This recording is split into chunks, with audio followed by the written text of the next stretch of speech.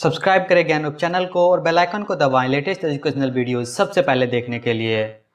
दोस्तों मैं माता स्वागत करता हूँ आप सभी लोग का ज्ञानरूप के एक और नए एजुकेशनल वीडियो में। तो इस वीडियो में बात करने वाला हूँ एसआरएम यूनिवर्सिटी केटीआर कैंपस का कंप्लीट रिव्यू देने वाला हूँ। तो पूरा वीडियो देखना शुरू से लास्ट तक, और लास्ट में मैं अपने ओपिनियन भी बताऊंगा इस कॉलेज को लेकर के, साथ ही साथ इसका जो सबसे टॉप कॉम्पिटिटर है वीआईटी, उसके साथ भी अपन कंपेयर करेंगे। वैसे तो कंपेयर करने को बोले तो इसके साथ बहुत ज़्यादा कॉलेज के लोग कंपेयर कर देते हैं, पर इसका जो मेन कॉम्पिटिटर है वो वीआईटी ही है। तो वीआईटी से भी इसका कंपेयर करके लास्ट में देखेंगे। तो बिना ही टाइम वेस्ट के आइए वीडियो स्टार्ट करते हैं। अगर मैं बात करूं ओनरशिप का, तो एसआरएम एक प्राइवेट कॉलेज है, डीम्ड टू बी यूनिवर्सिटी का इसको दर्जा मिला हुआ, यूजीसी से अप्रूव है ये। और इसका जो कोर्सेज है इंजीनियरिंग के जितने भी कोर्सेज सबके सब एआईसीटीई से अप्रूव्ड है। मैं बाकी कोर्सेज के बारे में इसलिए बात नहीं कर रहा हूँ कि क्योंकि यहाँ पे सिर्फ और सिर्फ मैं इंजीनियरिंग के लिए आपको रिव्यू दे रहा हूँ। जेंडर एक्सेप्टेड की बात करूँ तो कोएड है, बॉयज़ एंड गर्ल्स दोनों ही जेंडर यहाँ पे एक्सेप्टेड हैं। वही बात करें स्टार्ट कब हुआ था, तो ये 1985 में स्टार्ट हुआ था as a SRM engineering college. और बात करूँ कैंपस साइज का, तो 250 एकड़ का कैंपस है, जो बहुत ही बड़ा कैंपस है। अगर मैं बात करूँ इसके अदर नेम का, तो इसको एसआरएम आईएसटी भी बोलते हैं। एड्रेस की मैं बात करूँ तो चेन्नई तमिलनाडु में एसआरएम का कैंपस है। और जो मैं मेन कैंपस केटीआर कैंपस की बात करूँ, नंबर ऑफ कोर्सेज की मैं बात करूँ तो यहाँ पे 268 कोर्सेज ऑफर करे जाते हैं, अक्रॉस 15 स्ट्रीम में ऑफर करे जाते हैं। बीटेक की अगर मैं बात करूँ तो 35 स्पेशलाइजेशंस बीटेक में ऑफर करे जाते हैं। ये भी अपने आप में एक गेम है जो मैं आगे आपको समझाऊंगा। तो यहाँ पे सिर्फ अपन बीटेक के बारे में ही बात करने वाले हैं। तो आप बात कर लेते हैं कि आपको बीटेक में यहाँ पे एडमिशन कैसे मिलेगा। तो बीटेक में यहाँ पे एडमिशन दो तरीकों से मिलेगा। एक तो एसआरएम जेईई का एग्जाम के थ्रू आपको एडमिशन मिलेगा, और दूसरा जेईई मेन के थ्रू आपको एडमिशन यहाँ पे मिलेगा। उसके अलावा भी कई सारे कि अगर आप स्टेट बोर्ड से टॉपर है या सेंट्रल बोर्ड में टॉपर हैं तो आपका यहाँ पे जो है एडमिशन हो जाएगा। उसके अलावा भी बहुत सारे हैं कि अगर आप टॉप रैंक सिक्योर करते हैं तमिलनाडु के हर एक डिस्ट्रिक्ट से, तो आप यहाँ पे एडमिशन लेने के लिए एलिजिबल है। साथ साथ स्पोर्ट्स पर्सन को भी यहाँ पे एडमिशन मिलती है। और एक और बात करूँ कि अगर आपका जेईई मेन में 10,000 तक आपका रैंक है तो आपको यहाँ पे डायरेक्ट एडमिशन हो जाएगा। तो आप बात कर लेते हैं कि एलिजिबिलिटी क्राइटेरिया क्या है जो एसआरएम जेईई एग्जाम है उसमें अपेयर होने के लिए, या अगर आप जेईई मेन के थ्रू भी यहाँ पे आते हैं तो 12th का एलिजिबिलिटी क्राइटेरिया क्या है।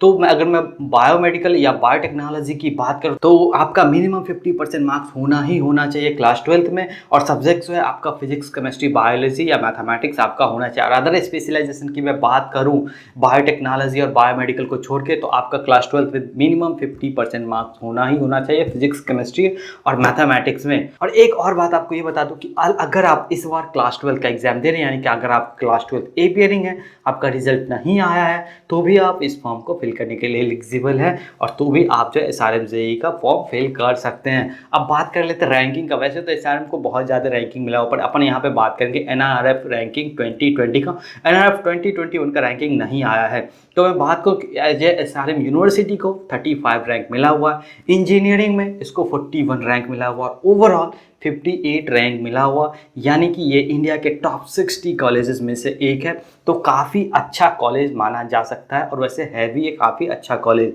तो अगर मैं बात करूँ कोर्स फी का, तो केटीआर कैंपस में आपको सिर्फ और सिर्फ ट्यूशन फी के 10 लाख रुपए लगेंगे। वैसे अगर आप हॉस्टल्स लेते हैं तो आपका जो टोटल खर्चा जो आएगा वो 18 से 19 लाख रुपए का खर्चा आएगा, जो कि एक बहुत ही बड़ा जो है अमाउंट है। आप इस वीडियो में देख सकते हैं मैंने कंप्लीट यहाँ पे बताया है कि आपका फ़ी क्या लगता है एसआरएम में, हॉस्टल्स में भी, और साथ ही साथ आपका कोर्स में भी। आपको तमाम तरीके के फ़ी के बारे में वहाँ पे इन्फॉर्मेशन मिल जाएगा, अलग अलग हेड के साथ मिल जाएगा। तो आपको टोटल खर्चा का अगर जानना है तो वो वीडियो देखो, मैंने डिस्क्रिप्शन में भी इसका लिंक दे रखा है। तो आप बात करते हैं कि एसआरएम में स्कॉलरशिप क्या अवेलेबल है, क्योंकि फ़ी तो भैया बहुत ज़्यादा लग रहा है। तो यहाँ पे मेनली दो स्कॉलरशिप अवेलेबल है, एक फाउंडर स्कॉलरशिप उसको बोलते हैं, और दूसरा यूनिवर्सिटी स्कॉलरशिप स्कीम।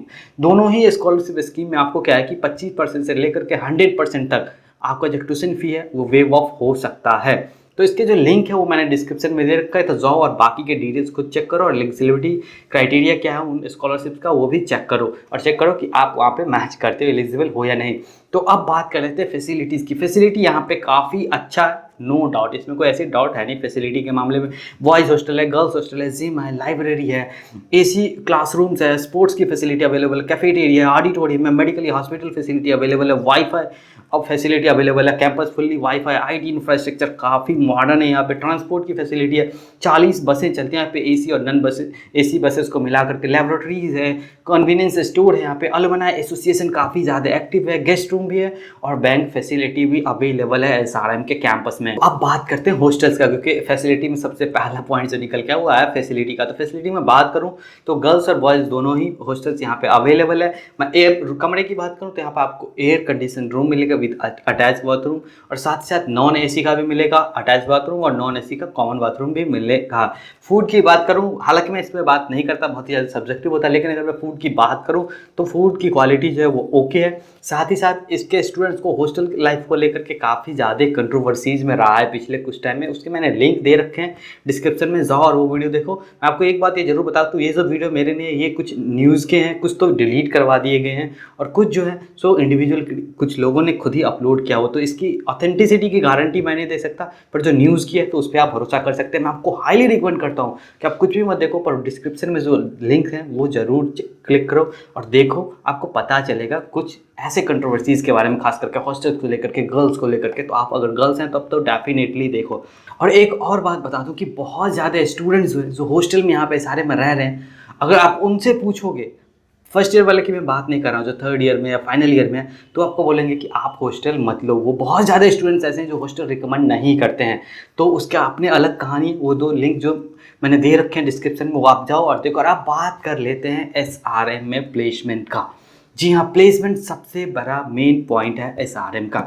तो प्लेसमेंट की मैं बात करूं तो सबसे पहले ये बता दूं कि इस बार जो मैं प्लेसमेंट की बात करने वाला हूं 2020-21 के बारे में बात करने वाला हूं। जो पिछले साल का यहाँ का प्लेसमेंट था 2020 का, वो 41 लाख हाईएस्ट गया हुआ था, जो कि काफ़ी ज़्यादा था, लेकिन इस बार गिर गया। और एक बात आपको बता दूं कि कोरोना की वजह से इंडस्ट्री जो है वो बहुत ही ज़्यादा डिक्लाइन मोड में है, तो प्लेसमेंट का उस पर बहुत ज़्यादा ये है, हर एक कॉलेज में प्लेसमेंट पे काफ़ी ज़्यादा असर पड़ा है इस बात का। तो इस बार जो हाईएस्ट प्लेसमेंट गया हुआ है एसआरएम में, मैं केडीआर कैंपस की बात कर रहा हूँ, 35 लाख पर एनएम का हाईएस्ट प्लेसमेंट गया हुआ है, जो कि सीएसई में गया हुआ है। टॉप रिक्रूटर्स की मैं बात करूँ तो work India information technology and services थी, यहाँ पे टॉप रिक्रूटर थे। और यहाँ पे दो कैटेगरी इन्होंने बांट रखा है, एक होता है सुपर ड्रीम और दूसरा dream offer. Super dream offer क्या होता है, वो जो 10 लाख या 10 लाख से ज़्यादा के पैकेजेस होते हैं, और जो ड्रीम होते हैं ऑफर्स, वो होते हैं 5 लाख या 5 लाख से 10 लाख के बीच तक के जो ऑफर्स होते हैं। तो दोनों मिलाकर के 2000 ऑफर्स जो है यहाँ पे इस बार जॉब के दिए गए। टोटल रिक्रूटर जो थे वो 600 से ज़्यादा रिक्रूटर्स यहाँ पे थे। अगर मैं और बात करूँ, और एक और बात, यहाँ पे जो मेजर जॉब्स ऑफर करे जाते हैं वो मास रिक्रूटर्स के द्वारा ऑफर करे जाते हैं और आईटी में ऑफर करे जाते हैं। तो अगर आप आईटी से हैं तो आपके लिए बेहतर है। एक बार और मैं अपना ओपिनियन यहाँ पे बता दूं कि यहाँ पे आईटी के जॉब ज़्यादा लगते हैं, और जो अगर आप कोर ब्रांचेस से हैं तो फिर आप उतना ज़्यादा उम्मीद नहीं कर सकते, आपको भी आईटी में जॉब लग जाएगा। वो जो उनका 6 मंथ का प्रोसेस बेस्ड ट्रेनिंग होता है वो दे करके आपको जॉब तो लग जाएगी, पर आपका करियर में कुछ खास आप अचीव नहीं कर पाओगे।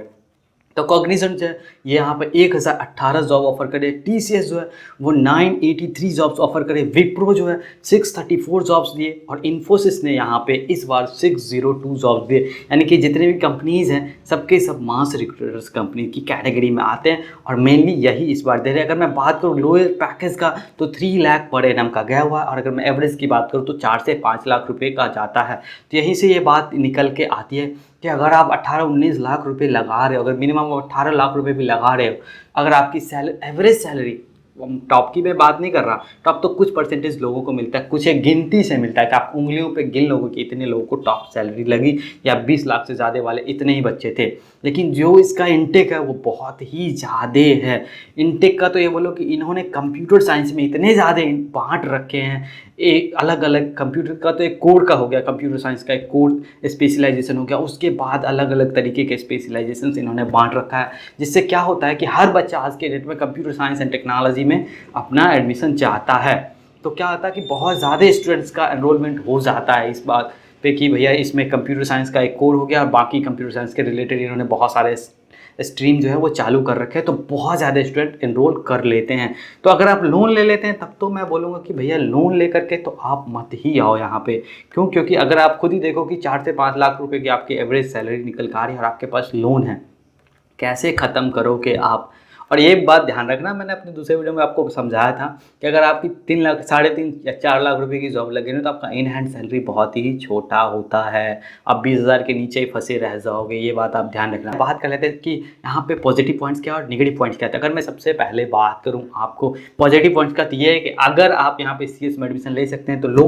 और एक बात आपको और बता दूँ कि मैक्सिमम एनरोलमेंट तो यहाँ पे बहुत ज़्यादा होता है, तकरीबन 7,000 के आसपास का टोटल SRM यूनिवर्सिटी में एनरोलमेंट है। तो अगर मैं बात करूँ यहाँ पे एडमिशन की, तो अगर आप CSE में ले सकते हैं एडमिशन तो डेफिनेटली लो, आप काफ़ी अच्छा जाएगा अगर आप पढ़ने वाले स्टूडेंट हो तो। क्योंकि बाकी टाइम बहुत ही ज़्यादा स्टूडेंट पढ़ने वाले यहाँ पे होते ही नहीं है। 500 के स्टूडेंट्स ऐसे होते हैं जिसको रियली जिसको जॉब चाहिए होता है और वो मेहनत करता है और वो अचीव भी करता है। अगर आप काफ़ी अच्छा स्टूडेंट है तो आप भी हाईएस्ट पैकेज यहाँ पे इजीली अचीव कर सकते हैं, क्योंकि कंपनियाँ आती है तो आपको भी कन्वर्ट करना पड़ेगा। अगर आप बेसिक एलिजिबिलिटी क्राइटेरिया ही मैच नहीं कर रहे हैं, आप जो कोर कंपनी जॉब देने के लिए कंपनी आ रही है लेकिन उसका जो बेसिक एलिजिबिलिटी क्राइटेरिया कि मेरे को ये CGPA चाहिए, अगर वो मेंटेन नहीं कर पाते तो फिर आप रह जाते हैं। तो अगर आप थोड़े से भी सीरियस स्टूडेंट है तो जॉब यहाँ पे आपको आसानी से मिल जाएगा, अच्छी जॉब मिल जाएगा। एक्स्ट्रा ऑर्डिनरी स्टूडेंट है तो काफ़ी अच्छी जॉब मिल जाएगी। लेकिन आपको फोकस होना चाहिए कि यहाँ पर अगर आप एडमिशन लेते हैं तो आप CS में, अगेन ये मेरा अपना ओपिनियन है, बहुत सारे एक्सेप्शनल भी हो सकते हैं जिन्होंने CS से अलग लिया और काफ़ी अच्छा करा, पर जो मैंने देखा उस हिसाब से आपको समझा रहा हूँ। अगर आपको कोर ब्रांच मिल रहा है तो आप अवॉइड करो, बेटर है कि दूसरे कॉलेज में जाओ। और अगर आप लोन लेकर के जा रहे हो तो एक बार आप ज़रूर सोचो कि भैया अगर मैं लोन लेके जा रहा हूँ और इतनी एवरेज सैलरी निकल के आ रही है, खर्चा इतना बैठ रहा है, तो क्या मेरे को यहाँ पे पढ़ना चाहिए या नहीं पढ़ना चाहिए। उसका सबसे बड़े कारण है कि सबसे ज़्यादा जॉब्स जो है वो CSE में ऑफर करे जाते हैं। और उसके बाद क्या होता है कि फ़ी तकरीबन 18-19 लाख का आता है, तो वो भी एक प्रॉब्लम है। लोन का आपके पास बर्डन बहुत ही ज़्यादा हो जाता है और मैक्सिमम जॉब जो है वो मास रिक्रूटर्स के थ्रू जो है ऑफर करा जाता है, ये सबसे बड़ी बात है। दूसरी बात, अगर आप नॉन कोर में हैं तो भी आपके IT के जॉब लगने के बहुत ज़्यादा चांसेस हैं। जैसे मैंने स्टार्टिंग में बताया कि प्रोसेस बेस्ड ट्रेनिंग देकर के IT कंपनी आपको जॉब तो दे देगी, पर आप उतना अच्छा नहीं कर पाएंगे, आप हमेशा अपने आप को पीछे ही देखेंगे। और दूसरा, अगर आपको IT में नहीं जा पा रहे हैं तो आप सेल्स में चले जाएंगे। जो स्टार्टअप्स नए आ रहे हैं, एडटेक स्टार्टअप्स खास करके जो आ रहे हैं या दूसरे भी स्टार्टअप आ रहे हैं, वहाँ पे आपको सेल्स का जॉब दिया जाएगा। तो ये तो यहाँ की एक रियलिटी है, ये आपको ध्यान में रखना है कि आप हमेशा देखो कि एवरेज पैकेज क्या निकल के आ रहा है, इनटेक क्या है, कंपनियां कौन सी आ रही है, हाईएस्ट पैकेज के बारे में आप मत सोचो। तो अब बात कर लेते हैं कि यहाँ पे VIT से अगर मैं कंपेयर करूँ तो अगर आप एकेडमिक्स की बात करते हैं, क्वालिटी ऑफ स्टूडेंट की बात करते हैं, तो VIT इससे काफ़ी ज़्यादा अच्छा है।